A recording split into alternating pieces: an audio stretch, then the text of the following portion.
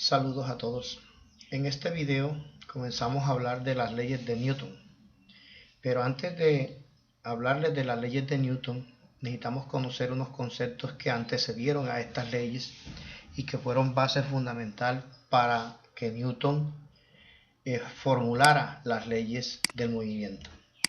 Uno de los primeros aportes los hizo Aristóteles, el cual fijó dos posiciones fundamentales sobre el movimiento como tal.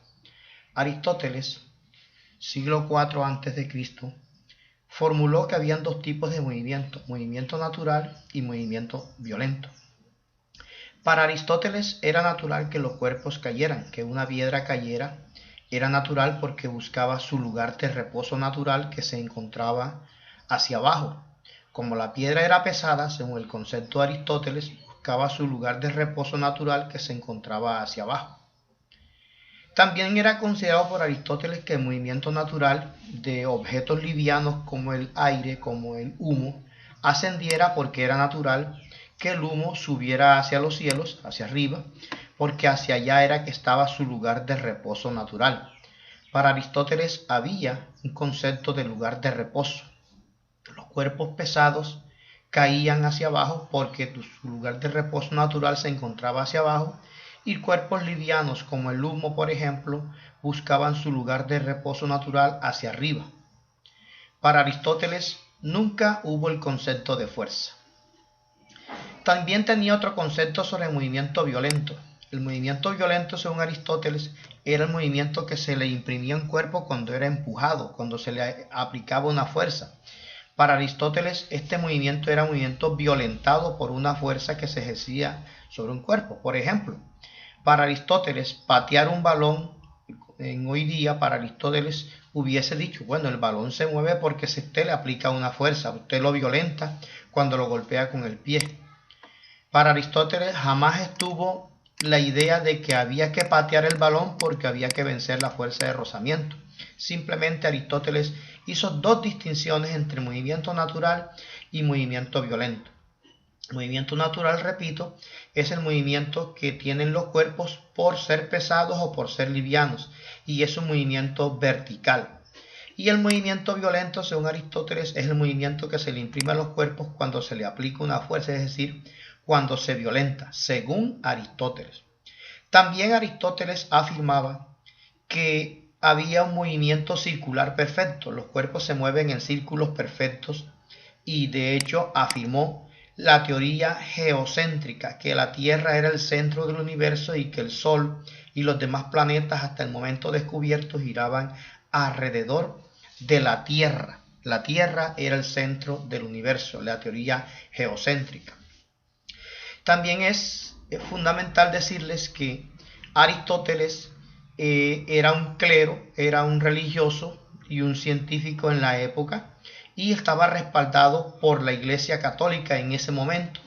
Todo lo que Aristóteles afirmaba era la última palabra, y lo que decía Aristóteles se respetaba como tal.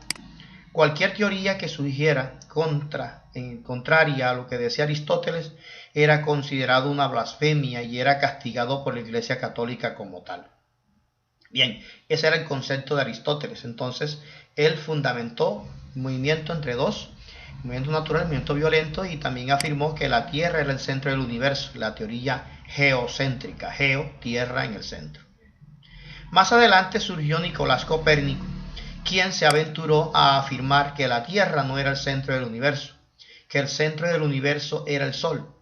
Esto produjo controversia a nivel del catolicismo, a nivel de las afirmaciones de Aristóteles, y Copérnico fue enjuiciado debido a estas afirmaciones que se consideraban un atentado contra la Iglesia Católica, puesto que Aristóteles ya había afirmado que el centro del universo era la Tierra.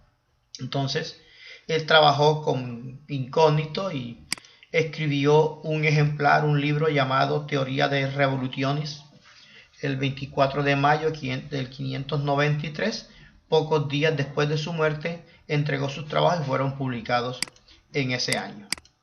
Bien, Copérnico se fundamentó en que el Sol y los demás planetas, incluyendo la Tierra, se encontraban girando alrededor de él y aquí se fundamentó la teoría heliocéntrica. Helio porque el helio es el elemento que más abunda en el Sol, y de allí la teoría heliocéntrica.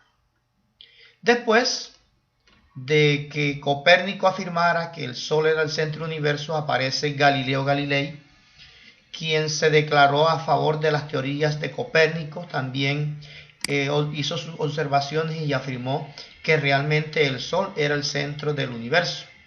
Galileo Galilei también fue sometido a juicio por estas afirmaciones. Incluso afirmó que había una fuerza que detenía los cuerpos. Esa es la llamada fuerza de rozamiento o fuerza de fricción. En el caso del balón que se patea, el balón hay que seguir pateándolo para vencer la fuerza de rozamiento y lograr que el balón siga en movimiento. Igual cuando empujamos una silla. Para que la silla se siga moviendo hay que seguir aplicando fuerza para seguir venciendo la fuerza de rozamiento con el piso. Esta fue la fuerza que no vio, que no analizó, que no encontró Aristóteles en sus primeras afirmaciones. Galileo introdujo el concepto de fuerza de rozamiento, y que es una fuerza que vence a la fuerza aplicada a los cuerpos. Entonces hay que vencerla a ella para que los cuerpos continúen en movimiento. Hizo unos ejemplos, hizo rodar pelotas sobre superficies de diferente rugosidad, y encontraba que al dejar rodar pelotas o cuerpos esféricos a través de superficies cada vez menos rugosas, observaba que los cuerpos recorrían una mayor distancia, hasta lograr imaginar que si se podría rodar una esfera sobre una superficie perfectamente lisa o imaginariamente lisa, la pelota podría rodar o moverse en forma indeterminada. Entonces no habría una fuerza que detuviera el movimiento de los cuerpos. Entonces, ese concepto importantísimo que introdujo Galileo Galilei es la aparición de la fuerza de rozamiento entre las superficies en contacto. Repito, Aristóteles no observó el concepto de fuerza de rozamiento. Cuando Aristóteles hablaba de movimiento natural y movimiento violento, Aristóteles jamás pensó que una piedra cae porque la Tierra la atrae hacia abajo a través de la fuerza gravitacional. Aristóteles jamás observó, jamás analizó o tuvo en cuenta nunca esa fuerza. Nunca la tuvo en cuenta. Movimiento violento, él jamás pensó que simplemente al lanzar un objeto o empujar un cuerpo se aplicaba una fuerza. Sí, hasta ahí Aristóteles tenía razón, pero el cuerpo se detenía porque había una fuerza que lo detenía, que es la fuerza de rozamiento que introdujo Galileo Galilei. Bueno, también uno de los aportes que hizo Galileo fue el descubrimiento del telescopio, aunque realmente lo que hizo fue perfeccionar un poquito más el descubrimiento o el invento del telescopio como tal. Un invento, no un descubrimiento. Bien, hasta aquí los conceptos que anteceden a las leyes de Newton y a través de los cuales se basa Newton para definir las tres leyes fundamentales, que son las que pienso hablarles en el siguiente video.